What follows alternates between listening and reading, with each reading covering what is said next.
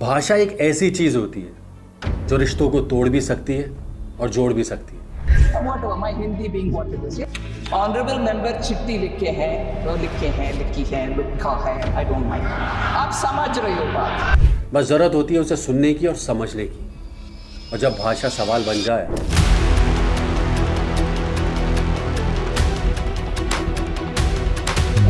और जवाब में सन्नाटा हो तो समझो मामला सिर्फ शब्दों का नहीं है बल्कि वजूद का है। मराठी नाही तुला नहीं आता मुझे हिंदी मराठी बोल नहीं आता गाणं ये महाराष्ट्र में रहते हो मराठी बोल सीखना पड़ेगा ठीक है मराठी नहीं बोलूंगा। एक राष्ट्र एक भाषा, क्या ये सही रास्ता है या फिर हर भाषा की जगह बराबर होनी चाहिए? क्या विरोध सिर्फ राजनीति है या अपनी जड़ों से जुड़ा डर? जब भाषाएं हथियार बन जाए तो संवाद नहीं संघर्ष होता है। जय हिंद दोस्तों, मैं हूं आदेश चौधरी और आप देख रहे हैं डायरेक्ट दिल से बाय आदेश चौधरी। तो आज हम बात करेंगे कि ऐसी ताकत की जो कभी आवाज बनी कभी पहचान, लेकिन आपने कभी सोचा है उसकी शुरुआत कैसे हुई? वो कौन सी लैंग्वेज है जो सबसे पहले बोली गई थी? तो चलिए इस वीडियो को शुरू करते हैं। अब लाखों साल पहले जब इंसान ने धरती पर पहला कदम रखा तब कोई भाषा नहीं थी। सोचिए, जब ना जुबान थी ना शब्द थे, तब लोग एक दूसरे से कैसे बात करते थे, कैसे एक दूसरे को समझते होंगे? इंसान हाथों से आंखों से इशारा करते थे, अजीब अजीब आवाजें निकालते थे, ठीक वैसे ही जैसे आज जानवर करते हैं। इन्हीं तरीके से इंसान ने धीरे धीरे समझना और समझाना सीखा। और फिर आया वो दौर जब लगभग 1.5 लाख साल पहले होमो सेपियंस का जन्म हुआ। तभी इंसान के दिमाग में एक खास ताकत पैदा हुई। वो ताकत थी बोलने की। और साइंटिस्ट का मानना है कि यही वो खासियत थी जिसने इंसान को बाकी जानवरों से अलग किया। माना जाता है कि मिडिल स्टोन एज के समय सब सहारन अफ्रीका में लैंग्वेज इंट्रोड्यूस हुई थी। इंसान ने सिर्फ आवाजें नहीं निकाली बल्कि उन्हें मतलब भी देना शुरू कर दिया। शब्द बने, बातें बनी और फिर उसी से बनी हमारी सभ्यता। आज वही भाषा हमें जोड़ती है, कभी प्यार से तो कभी किसी बहस के जरिए। लेकिन इसकी शुरुआत अपने दिल की बात कहने की एक छोटी सी कोशिश से शुरू हुई थी। और फिर आया मेसोलिथिक और नियोलिथिक पीरियड, यानी कि लगभग 20,000 से लेकर 6,500 साल पहले का समय। इस दौर के इंसान का जीवन धीरे धीरे बदलने लगा। अब वो सिर्फ शिकार करके जीने वाले जीव नहीं रहे बल्कि छोटे छोटे ग्रुप में रहने लगे। उन्होंने खेती शुरू की, जानवरों को पालना सीखा और इंसान ने पहली बार जमीन पर परमानेंट हाइडआउट मतलब रहने की जगह बनाई। ऐसा करने से इंसानों में आपसी बातचीत और समझ की जरूरत भी बढ़ी।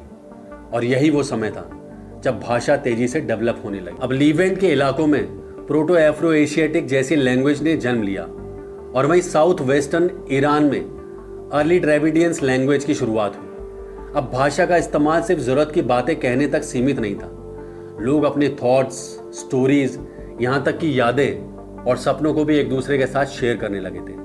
लैंग्वेज अब एक ताकत बन चुकी थी, एक ऐसी ताकत जो इंसानों को जोड़े और उन्हें एक समाज में बदल दे। जैसे जैसे लोग एक जगह से दूसरी जगह गए, उनकी भाषाएं भी उनके साथ गईं।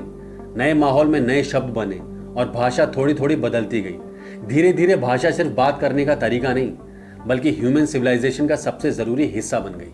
और फिर आई एक ऐसी भाषा जिसे आज लोग देव भाषा के नाम से जानते हैं, संस्कृत। ये लैंग्वेज सिर्फ भारत तक सीमित नहीं थी बल्कि इसका संबंध उस इंडो यूरोपियन लैंग्वेज फैमिली से भी है जिसमें इंग्लिश, हिंदी, स्पेनिश और पंजाबी जैसी कई लैंग्वेज भी आती है। संस्कृत की जड़ें बहुत गहरी हैं, इतनी गहरी कि वो सिर्फ लफ्ज नहीं बल्कि सोचने और समझने का तरीका बन गई। अब माना जाता है इसके पूर्वज वो लोग थे जो करीब 5,000 साल पहले तक इंडो इरेनियन या फिर आर्यन लैंग्वेज बोलते थे। और आपको जानकर हैरानी होगी कि आज भी दुनिया की लगभग 46% पॉपुलेशन किसी ना किसी इंडो यूरोपियन लैंग्वेज का इस्तेमाल करती है। अब संस्कृत का सबसे पुराना रूप था वैदिक संस्कृत, जो करीब 1700 से 1200 बीसी के बीच बोली जाती थी। ये वेदों की लैंग्वेज थी। ऋग्वेद, सामवेद, यजुर्वेद और अर्थवेद, इन वेदों में भजन, मंत्र और धर्म से जुड़ी नॉलेज थी। ये ग्रंथ लिखे नहीं जाते थे बल्कि जबानी याद किए जाते थे। गुरु अपने स्टूडेंट को सुनाकर ये ज्ञान एक जनरेशन से दूसरी जनरेशन तक पहुंचाते थे। ऋग्वेद के मंत्र सबसे पुराने माने जाते हैं, जिन्हें कई ऋषियों और कवियों ने मिलकर बनाया था। उस समय संस्कृत को बहुत पवित्र माना जाता था, इसलिए इसका इस्तेमाल केवल यज्ञ, पूजा और धार्मिक कामों में ही होता था, ना कि डेली लाइफ में। लेकिन संस्कृत सिर्फ मंदिरों या पूजा पाठ की लैंग्वेज नहीं थी। करीब 500 बीसी के आसपास एक महान विद्वान आए, पनिनी। उन्होंने संस्कृत को एक नया रूप दिया। पनिनी ने अष्टाध्यायी नाम की एक किताब लिखी जिसमें 3959 ग्रामर रूल्स थे। ये रूल्स इतने सटीक थे कि उन्होंने वैदिक संस्कृत को क्लासिक संस्कृत में बदल दिया। अब संस्कृत सिर्फ धार्मिक लैंग्वेज नहीं रही थी, बल्कि नॉलेज, लिटरेचर और आर्ट की भी लैंग्वेज बन गई थी। और जब गुप्ता पीरियड आया तो उस समय संस्कृत अपने पीक पर थी। इस दौरान पुराण लिखे गए जिसमें देवी देवताओं की कहानियाँ, लोक कथाएं और सामाजिक ज्ञान था। और इसी समय कालिदास जैसे महान कवि भी हुए जिन्होंने अभिज्ञान शाकुंतलम जैसा एक फेमस नाटक लिखा। इसमें शकुंतला नाम की एक लड़की की कहानी है जो अपने प्यार और हक के लिए लड़ती है। ये नाटक आज भी दुनिया भर में पढ़ा और सराहा जाता है। संस्कृत की कहानियों और कविताओं में पर्शियन और अरबिक लैंग्वेज को भी इफेक्ट किया है। 1001 नाइट जैसी पॉपुलर कहानियां भी इससे इंस्पायर्ड मानी जाती हैं। अगर आप कभी संस्कृत पढ़ेंगे तो जानेंगे कि पोएट्री में सुंदरता और गहराई दोनों है।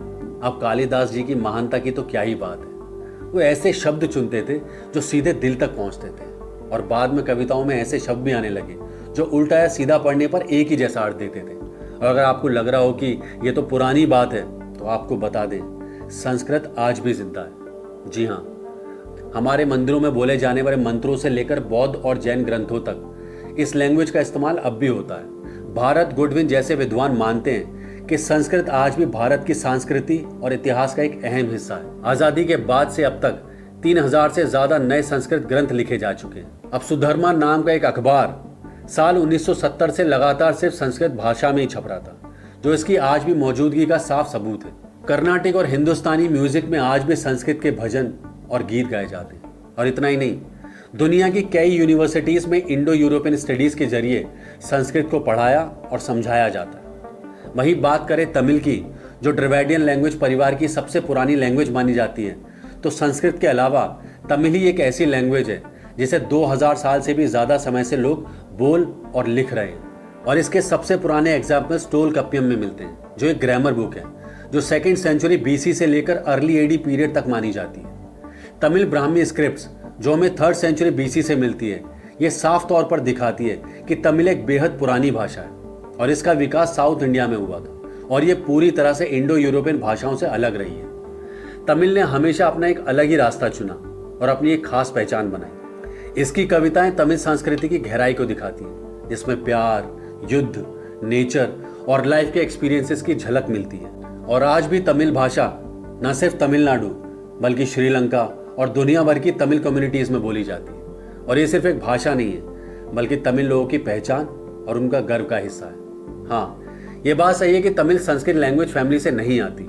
ये ड्रविडियन लैंग्वेज फैमिली का हिस्सा है और इसका विकास एक अलग दिशा में हुआ था। लेकिन वहीं भारत की ज़्यादातर भाषाएं ऐसी हैं जो कहीं ना कहीं संस्कृत से निकलती हैं या उनसे इंस्पायर्ड रही हैं। इन्हें हम इंडो आर्यन लैंग्वेज भी कहते हैं, जिनमें शामिल है हिंदी, उर्दू, बंगाली, मराठी, गुजराती, पंजाबी, उड़ीसा, असमी, मैथिली, भोजपुरी, अवधी, ऐसी कई रीजनल लैंग्वेजेस। और कुछ भाषाएं जैसे संथाली और कश्मीरी, इन पर भी संस्कृत का एक पार्शियल इफेक्ट है। यानी तमिल भले एक अलग स्ट्रीम से निकली हो, लेकिन भारत की ज़्यादातर भाषाएं संस्कृत की विरासत को कहीं ना कहीं आगे बढ़ा रही। अब हमें ये तो पता है कि जब इंसान एक जगह से दूसरी जगह जाते हैं तो उनके साथ साथ उनकी भाषाएं भी चलती हैं। लेकिन क्या ये भाषा का काम सिर्फ इंसानों को जोड़ना था? नहीं। और इसकी एक कहानी और भी है।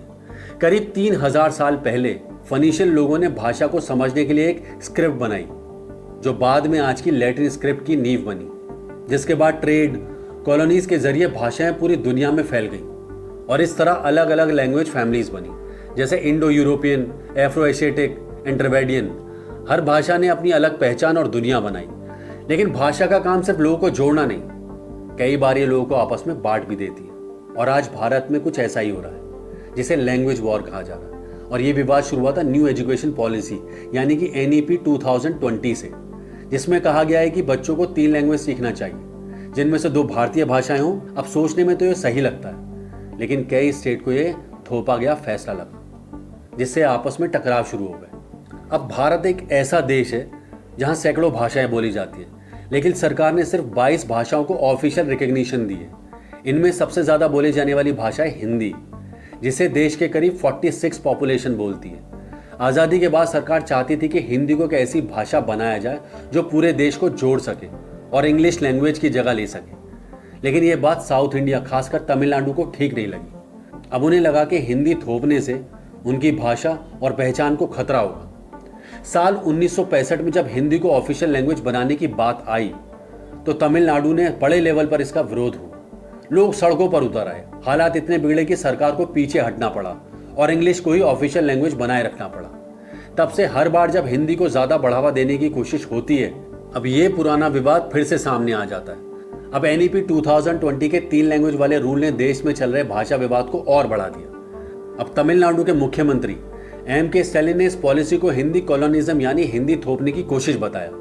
उनका कहना है कि पॉलिसी नॉन हिंदू स्टेट पर जबरदस्ती हिंदी थोप रही है। तमिलनाडु के स्कूल में अभी भी सिर्फ 2 भाषाएं पढ़ाई जाती हैं, तमिल और इंग्लिश। स्टेट का मानना है कि मातृभाषा में पढ़ाई से बच्चे बेहतर समझते और सीखते हैं, जबकि इंग्लिश उन्हें फ्यूचर के बेहतर मौके दिला सकती है। और वहीं स्टैलिन का कहना है कि हिंदी थोपना सीधे तौर पर तमिल भाषा और संस्कृति पर हमला है।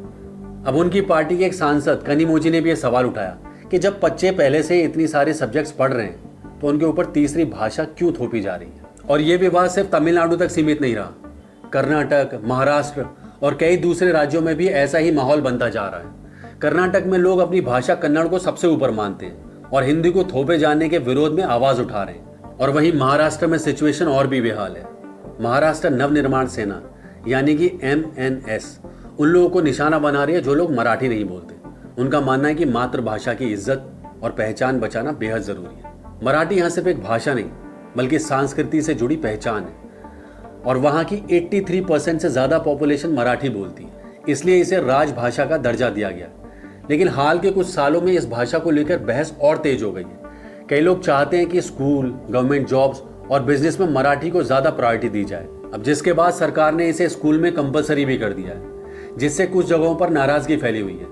मीरा रोड, ठाणे और मुंबई में तो सिर्फ मराठी ना बोलने की वजह से हिंदी भाषी या दूसरे गैर मराठी लोगों के साथ मारपीट तक हुई है, जिसकी वजह से समाज में डर और तनाव का माहौल बन गया।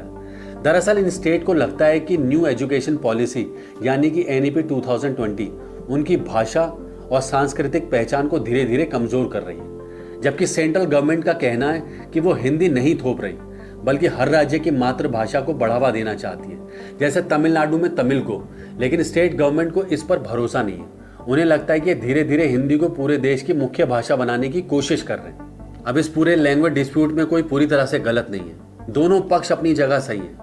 एक तरफ बीजेपी सरकार चाहती है कि हिंदी को पूरे भारत में एक सामान्य भाषा बनाया जा सके ताकि देश के लोग आपस में आसानी से जुड़ सके। उनका मानना है कि एक भाषा के इस्तेमाल से देश में एकता बढ़ेगी और कम्युनिकेशन आसान होगा। लेकिन दूसरी तरफ तमिलनाडु जैसे राज्य हैं जो चाहते हैं कि उन पर कोई दूसरी भाषा थोपी ना जाए।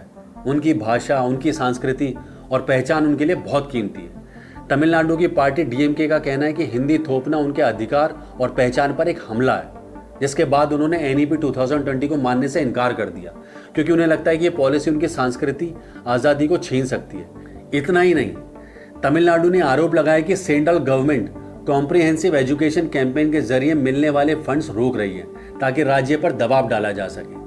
अगस्त 2023 में सेंट्रल गवर्नमेंट ने स्टेट गवर्नमेंट को एक समझौते यानी कि MOU पर साइन करने को कहा, जिसमें NEP को पूरी तरह लागू करना जरूरी था। जब तमिलनाडु ने मना कर दिया तो चीफ मिनिस्टर M.K. स्टैलिन ने प्रधानमंत्री मोदी जी को चिट्ठी लिखकर 21,500 करोड़ की राशि जारी करने की मांग की। असल में ये लड़ाई सिर्फ पॉलिसीज या फंड की नहीं है, ये लड़ाई है सम्मान और आत्मसम्मान की। क्योंकि तमिलनाडु के लोग अपनी भाषा को सिर्फ बोलचाल का जरिया नहीं बल्कि अपनी पहचान का प्रतीक मानते हैं। इसलिए जब भी उन्हें लगता है कि उनकी भाषा को दबाया जा रहा है, वो लोग विरोध करते हैं। और मेरे हिसाब से एक देश को जोड़ने के लिए सबको एक ही भाषा बोलना जरूरी नहीं है। जरूरी है हमारी एकता, जिसका मतलब है हर किसी को यह एहसास होना चाहिए कि वो उतने ही जरूरी हैं जितना कोई और, बिना किसी डर या बिना किसी दबाव के। अगर हम हर भाषा को बराबर सम्मान दें तो हम एक मजबूत और सुंदर भारत बना सकते हैं, क्योंकि हमारी सबसे बड़ी ताकत है हमारी डाइवर्सिटी, हमारी अलग अलग भाषाएं, हमारी संस्कृति और पहचान। लेकिन सोचिए, क्या किसी की पहचान दबाकर हम सच में एक हो सकते हैं, या फिर हम ऐसे रास्ते पर बढ़ते जा रहे हैं जहां एकता के नाम पर हम अपनी असली आवाज और रंग खोते जा रहे हैं। इस मुद्दे पर आपका क्या नजरिया है? क्या एक भाषा से जुड़ना जरूरी है या हर भाषा को साथ लेकर चलना, ये नीचे कमेंट में ज़रूर बताइए। और अगर आपको ये वीडियो पसंद आए तो प्लीज़ इसे लाइक करें, शेयर करें और मेरे चैनल डायरेक्ट दिल से बाय आदेश चौधरी को सब्सक्राइब करना ना भूलें। तो चलिए मिलते हैं अगली वीडियो में, तब तक के लिए जय हिंद।